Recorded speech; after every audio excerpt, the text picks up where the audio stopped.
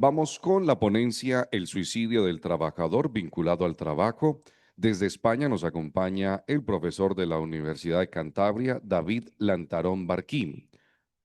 Es catedrático de la Universidad de Derecho de Trabajo y de la Seguridad Social de la Universidad Cantabria en España. Es decano de la Facultad de Derecho entre 2014 y 2018, director del Grupo de Investigación, Derecho del Trabajo y Protección Social y de la Cátedra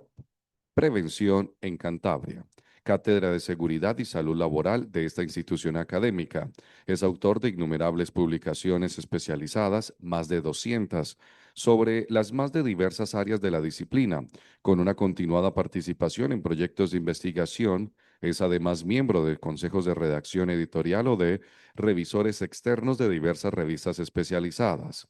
Acredita además de una sólida y dilatada experiencia internacional adquirida en diversos países bajo distintas actividades como ponente, desarrollando investigaciones y en relación con la gestión académica, tanto en universidades como en instituciones de investigación europea, entre ellas la Universidad Estatal de San Petersburgo, como también la Universidad de Oxford, entre otras. También como en innumerables universidades americanas, incluyendo algunas de los Estados Unidos como Harvard y otras en Argentina, Chile, Perú, Uruguay, Brasil y Colombia. Por favor, recibamos a nuestro invitado con un caluroso aplauso al profesor David Lantarón Barquín, desde España.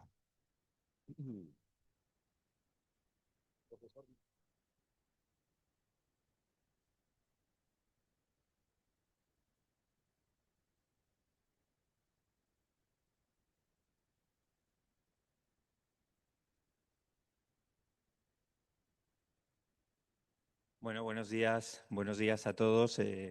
Trasladar en primer lugar que es un placer estar aquí en Cali. Mi agradecimiento por la amable invitación de la Universidad Libre de Colombia, a la que felicito por esta excelente iniciativa, por la oportunidad de congregar aquí expertos de los más diversos países del mundo para, en definitiva, dialogar y construir,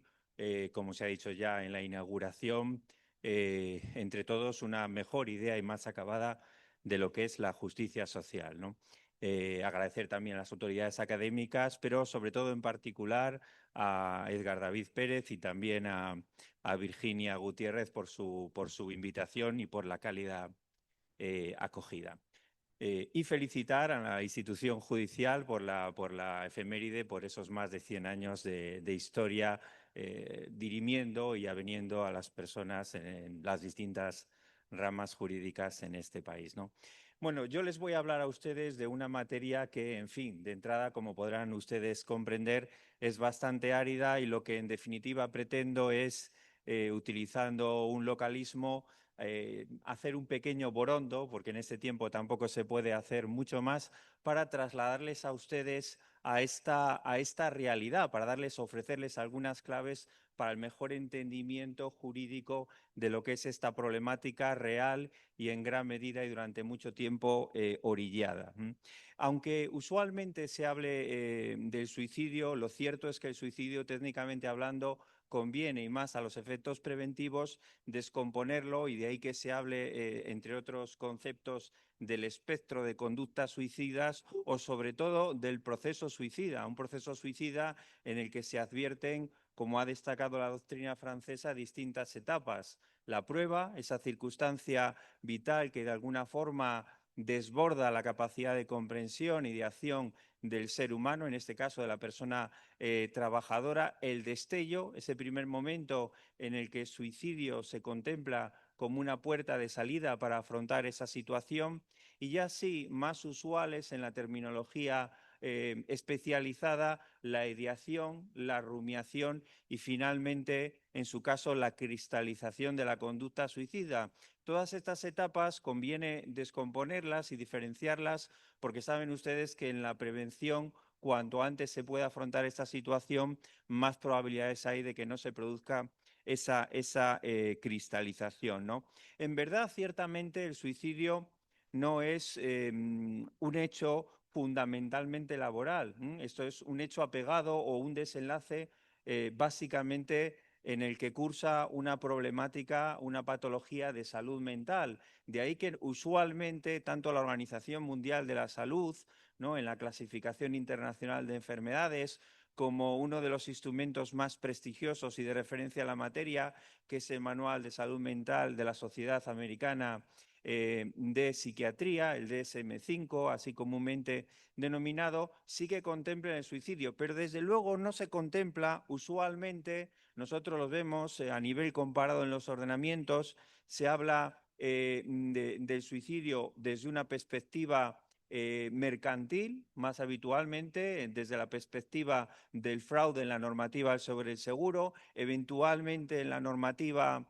penal en relación con el tratamiento jurídico de la eutanasia, pero desde la perspectiva laboral coincidirán conmigo en que al menos en las realidades jurídicas que yo conozco no se trata el suicidio vinculado al trabajo. Y esto sorprende en cierta forma porque tanto desde un punto de vista cualitativo por la entidad como derechos humanos o fundamentales de los derechos en juego, como desde un punto de vista cuantitativo, los estudios estadísticos acreditan que la realidad de la causalidad laboral, no mera correlación, en el suicidio es muy relevante. Es verdad que las aproximaciones aquí varían, pero en torno al menos al 10-12%, según los estudios más acreditados, de los suicidios se vinculan al trabajo. Y ya verán que más adelante yo le trasladaré unas cifras muy superiores de una realidad de la que se habla mucho, aunque no se conoce realmente en profundidad técnicamente, que es la japonesa, donde el seguimiento es más pormenorizado, se hace un seguimiento mejor, en definitiva, a esta realidad y el porcentaje viene a superar el 20% de los suicidios como públicamente reconocidos en su vinculación a la prestación de trabajo. Nosotros en la realidad europea las tasas varían, en España o en Francia es una problemática de cierta relevancia, con unos 4.000 suicidios, no hablo específicamente de los vinculados al trabajo, las cifras que he podido consultar de su realidad colombiana son menores, pero hay que entender que en estos casos la doctrina sostenidamente viene manifestando que hay un endémico problema de infradeclaración en relación con el suicidio, que los instrumentos estadísticos no están coordinados entre sí, los jurídicos, incluyendo los policiales y judiciales, los clínicos sanitarios y otras fuentes estadísticas no están debidamente cruzadas, que falta una entrada en la era digital de este control estadístico y que sorprende, por ejemplo, en España, el Boletín Estadístico de Funciones Judiciales, así reconocidas con intervención judicial, dedica un tratamiento mucho más pormenorizado y extenso a la causalidad de los accidentes de tráfico, cuando hay en su caso una intervención judicial, que al propio suicidio, cuadruplicando las cifras anuales de suicidio, las víctimas por aquellos accidentes con un tratamiento incomparablemente más somero. Una de las razones probablemente por las que esto es así, por las que tradicionalmente no se ha estudiado esta materia, es porque pues, ha habido ciertas reticencias originales, o mejor dicho, una mayor vinculación de las conductas suicidas con aspectos que en una variabilidad de modelos se consideraba estrictamente biológicos, genéticos, hasta el actual modelo más consolidado en ciertos países, porque la primera tarea que probablemente cada experto en esta materia tenga que realizar para afrontar la realidad de su propia situación nacional es identificar en qué modelo se encuentra el ordenamiento jurídico en la misma. Si el suicidio se considera un hecho estrictamente biológico, vinculado a causas supuestamente genéticas, lo cual tampoco hay una evidencia, parece, científica última sobre esta materia, o, sin embargo, se da entrada a otros factores. Aquí jugó un papel trascendental, como ustedes saben, el padre de la sociología, Emil Durkheim, cuando aceptó y acreditó la vinculación de la realidad social, la afectación a la conducta de la persona, de su entorno, de la colectividad y, por supuesto, también del mundo del trabajo. Si ustedes quieren utilizar otro argumento jurídico, podríamos hablar aquí de un argumento por reducción al absurdo. ¿Cómo puede aceptarse que un tiempo que la persona vive en su mundo laboral, en una prestación de trabajo tan extenso, no afecte a su psique, no afecte a su conducta, ¿no? No quiero desarrollar este concepto, pero habría espacio para ello y desde luego un juego. Pero probablemente la dificultad, superada esa primera dogmática mayor, reside en que los ordenamientos jurídicos son poco permeables a la calificación de las enfermedades vinculadas a la salud mental, que es la que determina el 80% de los suicidios que se producen, problemas de esta índole, la escasa permeabilidad a la calificación de estas dolencias como contingencia profesional. Y esa es la realidad. Sorprende que incluso en la propia realidad española y en otras comunitarias, el síndrome del trabajador quemado, el síndrome del burnout, es decir, una dolencia específicamente vinculada al mundo del trabajo, no esté recogida como enfermedad profesional en los distintos listados, ¿no? Aquí también podríamos decir que hay una variabilidad en función de si esos listados de enfermedades profesionales son cerrados, abiertos o híbridos, pero no quiero profundizar en esa cuestión. Y al final, desde la perspectiva procesal, cuando se abre esa puerta, es un problema, como ustedes bien saben, de prueba. Un problema de prueba menor cuando existen presunciones legales sobre la calificación de como accidente de trabajo del acaecido en tiempo y lugar de trabajo, muy habitual en muchos ordenamientos, pero que fuera de esta situación genera una cierta, llamémosla así, dificultad probatoria de una considerable entidad, ¿no? Por eso los ordenamientos jurídicos en distintos tipos de modalidades procesales, en distintos tipos de pleitos, se han venido aplicando ciertas doctrinas que no específicamente para acreditar la causalidad laboral del suicidio, sino para acreditar la vinculación del problema de salud con la prestación de trabajo, se han venido a utilizar y que eventualmente se aplican también en el suicidio. La doctrina de la falta inexcusable del empleador en la aplicación de medidas de prevención de riesgos laborales en Francia, la doctrina de la ocasionalidad relevante en España, la doctrina de la causalidad humana en Italia, cumplen este propósito. Pero si yo aquí me tuviese que detener desde el punto de vista probatorio en una cuestión, probablemente debiera hacerlo y lo hago en destacar la importancia de la autopsia psicológica. Yo creo que los propios términos son suficientemente expresivos de lo que estamos hablando. Se enfrenta a un problema fundamentalmente desde la perspectiva jurídica de protección de datos y por ello uno de los aspectos más relevantes es identificar cuál es la metodología aceptada al respecto. Una es la de la Asociación Americana de Suicidología, así llamada. Por ejemplo, en España tenemos el MAPI, el sistema MAPI, que es un método de autopsia psicológica integrado, y ahora se está estudiando la posibilidad de adaptarlo al suicidio vinculado al trabajo. Pero la autopsia psicológica ya ha sido aceptada en Francia desde hace ya mucho tiempo, a principios de los años 2000, en distintas sentencias relacionadas con la problemática del amianto, y desde luego es ordinariamente utilizada en los tribunales, por ejemplo, en Japón, y ya ha comenzado a ser utilizada en España, por ejemplo, como medio probatorio determinante de la vinculación de una dolencia que concluye en el suicidio con el mundo del trabajo, ¿no? Por eso sí que quería destacarles a ustedes la importancia de esta autopsia psicológica. Identificadas esas dificultades estadísticas de conocimiento de las dimensiones de esta realidad y jurídicas de la calificación de la contingencia, realmente todo esto cambia cuando se produce un cambio de paradigma desde el capitalismo industrial, que pivota en torno a la importancia del trabajador, al capitalismo financiero centrado o que asume como óptica propia la del capital. Y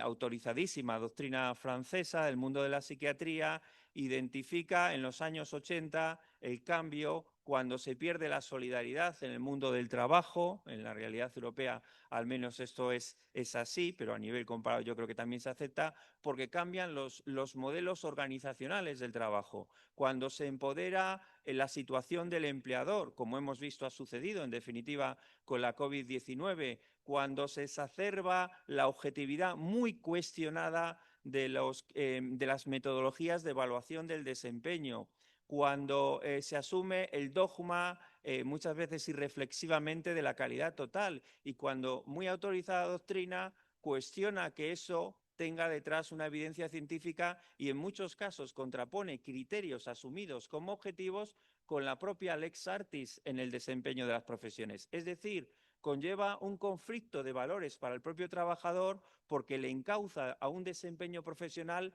alejado de su lex artis. Yo podría trasladar aquí alguna reflexión del mundo académico, donde muchas veces apreciamos como y valoramos como excelente, discúlpenme los estudiantes que aquí están presentes, el desempeño del profesor en una asignatura cuando la inmensa mayoría o el 97% de los alumnos resultan aprobados. Nosotros tenemos un sistema de calidad que nos dice eso. Pues no sé si esa causalidad resiste un razonamiento en profundidad o si el desempeño docente puede basarse exclusivamente en los resultados de ese tipo del estudiante, ¿no? Más allá del ejemplo, acertado o no, quédense con la idea de que la forma de valorar el desempeño en el trabajo parte de unos presupuestos que aparentemente se predican como objetivos y científicos técnicos, pero que dudosamente, al decir de autorizada doctrina, lo son. Y hay otras circunstancias en general que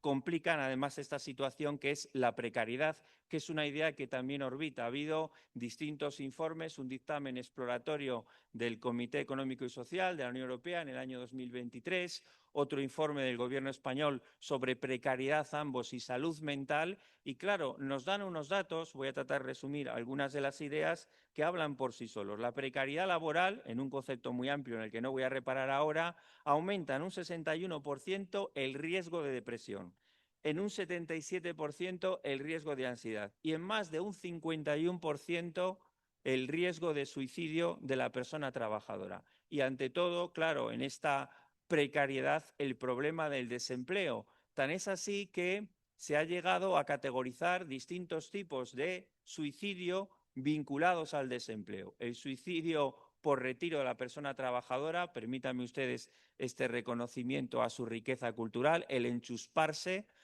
el suicidio por sacrificio de la persona trabajadora o el suicidio protesta, cuando hablamos de esta situación. Y claro está que esta situación se vuelve particularmente crítica y todo ordenamiento y todo plan de reestructuración que tiene una visión económica debe incorporar esa visión social, porque está claro que en situaciones de crisis económica, crack del 29, más cercanas en el tiempo, crisis financiera, crisis sanitaria, el suicidio se comporta, esto es dicho de formas distintas, anticíclicamente en el sentido de que la tasa se incrementa cuando la economía obviamente va mal. Pero es que cuando la economía de la empresa con las situaciones de reestructuración también va mal, aquí hay unos picos clarísimos de suicidio que se producen en un periodo temporal muy cercano a la adopción por la empresa de decisiones de reestructuración empresarial. Tendríamos que identificar en este razonamiento, claro está, cuáles son los factores de riesgo de suicidio, entendiendo que el estrés es uno de los más destacados y particularmente la órbita laboral, como les he dicho a ustedes, el síndrome del trabajador quemado. Básicamente en esto, aunque hay un problema probablemente de homogenización terminológica, pero los factores de riesgo, sobre todo en relación con los riesgos psicosociales, aunque también pueden ser exposiciones químicas o exposiciones físicas, como una exposición prolongada al ruido, los causantes del suicidio, pues están esos factores muy identificados. La pérdida de autonomía en la decisión del trabajador, ese conflicto de valores que les he anticipado, la sobrecarga excesiva de trabajo, la falta de comunicación y de relación en el centro de trabajo. Es decir, son factores que claramente aumentan exponencialmente el riesgo de suicidio y sobre todo los riesgos psicosociales. Yo no voy a entrar ahora porque esto requeriría una exposición adicional en profundidad a analizar los riesgos psicosociales, pero sí decirles a ustedes, porque además creo que esto es de particular interés en Colombia, que incluso el Tribunal Supremo, una sentencia del año 2023, ha condenado al propio Consejo General del Poder Judicial por no llevar a cabo la evaluación debida de los riesgos psicosociales en el ámbito de los jueces y magistrados del Estado, ¿no? Habría muchas cosas que decir, como les digo, de esos riesgos psicosociales, pero en aras de adecuarme al tiempo, voy a orillarlas fundamentalmente, aunque saben ustedes que desafortunadamente los ordenamientos se han decantado por prestar más atención quizás al acoso que al estrés, que desde mi perspectiva es, en relación con esta materia, bastante más importante. Y que ciertamente ahí hay algunos instrumentos que pueden ayudar a encauzar esta materia, como el convenio 190 de la OIT, que creo ustedes no han ratificado, sobre acoso y violencia en el trabajo. Pero en el ámbito europeo hay dos acuerdos que están muy presentes sobre estrés en el trabajo y sobre violencia en acoso, y uno que ha pasado desapercibido, pero que es particularmente importante, porque el suicidio vinculado al trabajo tiende a incrementarse en las economías terciarizadas en relación con la prestación de servicios que también pueden ser servicios públicos como la educación, los profesionales sanitarios, las fuerzas y cuerpos de seguridad del Estado, el personal militar, etcétera, etcétera, ¿no? ¿Y qué relación hay en consecuencia entre o sea, qué sectores? Obviamente las profesiones y los sectores donde está más presente el suicidio son aquellos donde están más presentes estos factores de riesgo, ¿no? Y al mismo tiempo son más débiles los factores de protección que pueden ser también externos. Una buena relación familiar, una convivencia social ayudan a combatir y minimizan y reducen el tiempo de que el riesgo de que se produzcan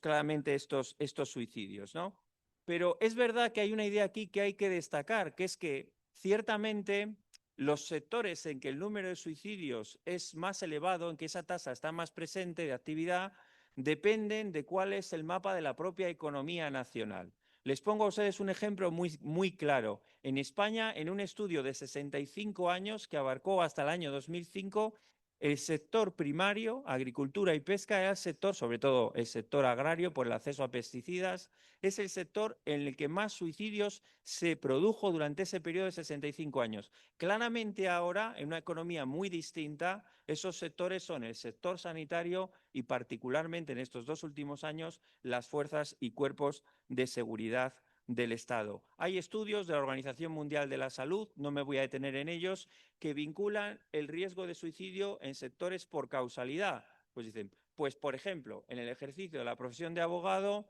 el riesgo del suicidio se produce fundamentalmente por trastornos de salud mental y fundamentalmente por depresiones. En el ámbito de las fuerzas y cuerpos de seguridad del Estado y personal militar, por trastornos de estrés postraumático. En el ámbito del personal, de los trabajadores del campo, es multicausal. Hay aislamiento, hay exposición a agentes químicos como son los pesticidas, además hay cierta situación de estrés porque también hay muchos trabajadores autónomos que no tienen una seguridad en su prestación de servicio, etcétera, etcétera.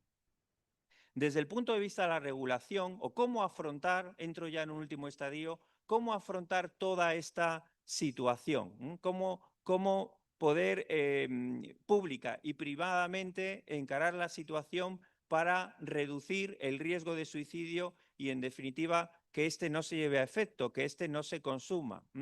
Pues aquí podríamos de entrada quizás descartar una regulación jurídica específica del suicidio vinculado al trabajo. Yo personalmente no me inclino por esta idea desde el punto de vista de la intervención de la legislación pública estatal, pero sí les diría a ustedes que es importante prestar atención a que la salud mental permee, es decir, sea visible en el ámbito de la regulación de las contingencias profesionales. Que ahora mismo tenemos en España un proyecto para que esto sea así, de modificación del Real Decreto del año 2006, muchas gracias, que regula esta materia, ¿no? Es posible que alguno de los reglamentos que desarrollan la ley de prevención, que por cierto está siendo objeto de una modificación importantísima también en estos momentos, contemple la salud mental de una forma como legislación especial, ¿no? Pero no específicamente una legislación sobre el suicidio vinculado al trabajo. ¿Y dónde está la falla en España? Por contraposición, por ejemplo, a Francia, en la escasa atención de la negociación colectiva. En la escasa atención, cuando los riesgos psicosociales se contemplan en la negociación colectiva, prácticamente lo son mayoritariamente para establecer protocolos de acoso. Apenas sí se aborda el estrés, la evaluación de riesgos psicosociales no se hace o se hace mal y no se regula en